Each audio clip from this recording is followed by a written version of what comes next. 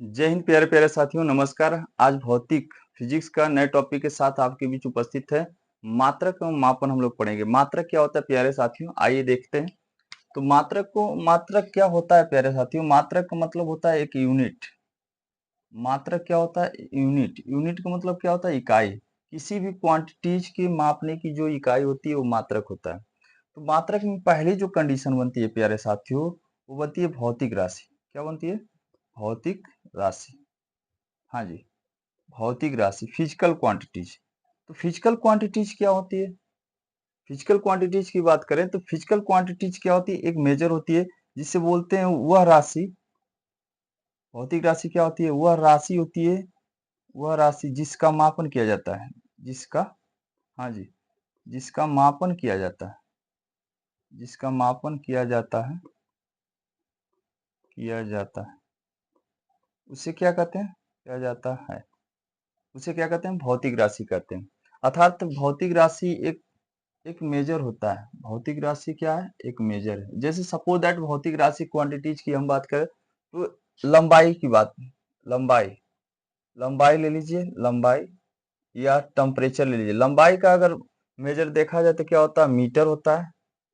हाँ जी, मीटर हो गया, सेंटीमीटर हो गया। सेम उसी तरह टेम्परेचर के लीजिए, ताप का।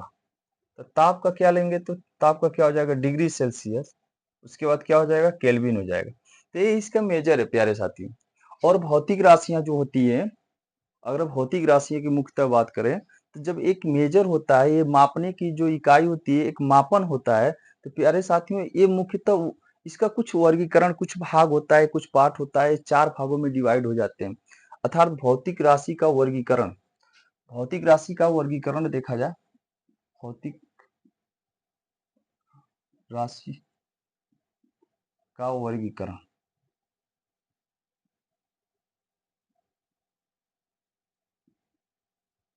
अगर भौतिक राशि का वर्गीकरण देखा गया तो ये मुख्यतः चार भागों में डिवाइड है। भौतिक राशि का वर्गीकरण, और कौन कौन से, पहले अगर पहले नंबर की बात करें तो मूल राशि। हाँ जी, कौन सी? मूल राशि। प्यारे साथियों कौन सा? मूल राशि। दूसरे नंबर की हम बात करें तो व्युत्पन्न राशि। व्युत्पन्न राशि, व्युत्पन्न राशि। तीसरे नंबर की हम बात करें तो तीसरा जो नंबर है अदिश राशि का, अदिश राशि। और चौथे नंबर की हम बात करें तो चौथा जो है सदिश राशि। प्यारे से सदिश राशि। इस चार भागों में डिवाइड हो जाता है कौन? भौतिक राशि, फिजिकल क्वांटिटीज। और ये चारों राशियां जिसे मूल राशि को बोलते हैं फंडामेंटल क्वांटिटीज। क्या बोलते हैं? Fundamental quantities. व्युत्पन्न राशि क्या होता है? व्युत्पन्न राशि, बात समझिएगा, डेरिवेटिव क्वांटिटीज। अधिक स्केलर हो गया या वेक्टर क्वांटिटीज हो गया। तो जो मूल राशि की बात करें प्यारे साथियों, सबसे पहले हम लोग मूल राशि की बात करेंगे। तो मूल राशि का मतलब होता है कि वे राशियां जो स्वयं पे डिपेंड करती हैं, दूसरे क्वांटिटीज पे डिपेंड नहीं करती है। मूल राशि क्या होती है? स्वयं पर डिपेंड करती है, स्वयं पर निर्भर करती है, निर्भर करती है। जबकि व्युत्पन्न जो राशि होती है स्वयं पर डिपेंड नहीं करती। हाँ जी, स्वयं पर निर्भर नहीं करती है, स्वयं पर निर्भर नहीं करती है, स्वयं पर निर्भर नहीं करती है। हाँ जी, वे राशियां जो स्वयं पर निर्भर नहीं करती है उसे व्युत्पन्न राशि, जो स्वयं पर डिपेंड करती है उसे क्या कहते हैं? मूल राशि। मूल राशि की एग्जाम्पल की अगर हम बात करें, उदाहरण की, मूल राशि के उदाहरण की हम बात करें, प्यारे प्यारे साथियों, उदाहरण की अगर बात किया जाए तो जो मूल राशि जो होती है, पहली जो मूल राशि है लंबाई, ये स्वयं पे डिपेंड करती है, दूसरों पे नहीं। लंबाई हो गया। दूसरा जो है ताप हो गया, ताप हो गया, द्रव्यमान हो गया, द्रव्यमान हो गया। उसके बाद समय हो गया प्यारे साथी, समय हो गया। उसके बाद पदार्थ की मात्रा, पदार्थ की मात्रा होगी, पदार्थ की मात्रा होगी। उसके बाद क्या होगी? पदार्थ की मात्रा। उसके बाद धारा हो गया, धारा। उसके बाद धारा के बाद हो गया ज्योति तीव्रता हो गया। ये मुख्यतः 7 प्रकार की मूल राशियां होती है। ज्योति तीव्रता, ये 7 प्रकार की राशियां होती है, 7 प्रकार की, जो स्वयं पे डिपेंड करती है। और ये एसआई प्रणाली में आती है, अंतरराष्ट्रीय प्रणाली में आती है, स्वयं पे डिपेंड करती है प्यारे प्यारे साथियों। बातें क्लियर हो रही है कि नहीं? लेकिन जो व्युत्पन्न राशियां होती हैं स्वयं अर्थात खुद के क्वांटिटीज पे डिपेंड नहीं करती है, दूसरे क्वांटिटीज पे डिपेंड करती है अर्थात दूसरे राशियों पर जब डिपेंड करती है। जैसे फॉर एग्जांपल की अगर इसके बात करें, व्युत्पन्न राशि के एग्जांपल की बात करें, तो उदाहरण के तौर पर अगर देखा जाए तो जैसे चाल हो गया, उदाहरण के तौर पे देखा जाए प्यारे साथी तो क्या हो गया, चाल हो गया। चाल के बाद क्या हो गया, वेग हो गया।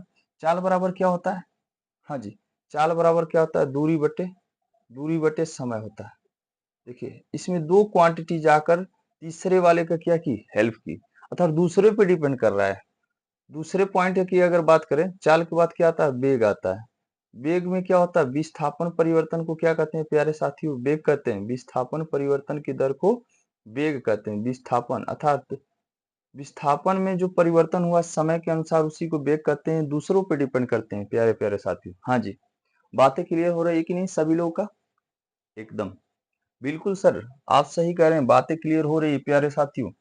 हाँ जी, देखिए अदिश राशि की अगर बात करें, जो अदिश राशि और सदिश राशि जो दो क्वांटिटीज बची हुई हैं, इन क्वांटिटीज की अगर प्यारे साथियों हम बात करें तो सदिश और अदिश में अगर इसका मुख्य पॉइंट जो बनता है, यहाँ सदिश और अदिश की हम बात कर दे रहे हैं। यहाँ पे अगर सदिश क्वांटिटीज की बात करें, सदिश राशि, सदिश और दूसरा क्या, तीसरे तीसरे नंबर पे इसको देखिएगा ध्यानपूर्वक, तीसरे नंबर पे क्या है, अदिश राशि। अदिश राशि की हम बात कर रहे हैं, अदिश राशि, अदिश राशि। और चौथे नंबर पे क्या है, सदिश राशि, सदिश राशि। अदिश राशि में क्या होती है, दिशा नहीं होती है, आपको यही पहचानना है। जिसमें दिशा नहीं होती है, दिशा नहीं होती है, परिमाण निश्चित होता है, दिशा नहीं होती है, दिशा नहीं होती है, लेकिन क्या होती है, लेकिन परिमाण जो है, परिमाण रिजल्टेंट परिमाण निश्चित होता है, परिमाण होता है निश्चित, निश्चित होता है। उसे क्या कहेंगे, उसे क्या कहेंगे, अदिश राशि कहते हैं। अदिश राशि के एग्जाम्पल की हम बात करें तो उदाहरण के तौर पे, हाँ जी, उदाहरण के तौर पर इसको बात करें अदिश राशि की, तो उदाहरण के तौर पर पहला हो जाएगा द्रव्यमान हो जाएगा, द्रव्यमान हो जाएगा। उसके बाद कार्य हो जाएगा, कार्य हो जाएगा, ऊर्जा हो जाएगा। ये सब क्या है प्यारे साथियों, ये क्या है, अदिश राशि है, अदिश क्वांटिटीज है। लेकिन सदिश क्वांटिटीज की हम बात करें तो जो सदिश राशियां होती हैं वो स्वयं पे डिपेंड करती हैं। स्वयं क्या है, जैसे दिशा, इसमें दिशा, दिशा और परिमाण, दिशा और परिमाण दोनों निश्चित होता है, दिशा और परिमाण दोनों निश्चित होता है। जिसका दिशा और परिमाण दोनों निश्चित होता है उसे क्या कहते हैं, सदिश राशि कहते हैं।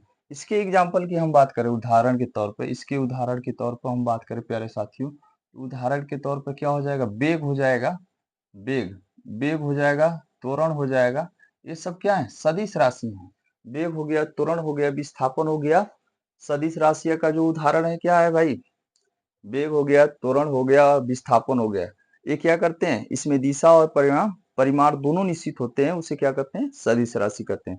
प्यारे प्यारे साथियों, ये तो था मात्रक। हम लोग मात्रक को बहुत ही डिटेल तरीके से हम देखें। मात्रक में सबसे पहले पॉइंट देखा भौतिक राशि, भौतिक राशि का वर्गीकरण देखा गया। ये चार भागों में डिवाइड हो गया है, चार भागों में डिवाइड में मूल राशि, व्युत्पन्न राशि और अदिश राशि, सदिश राशि।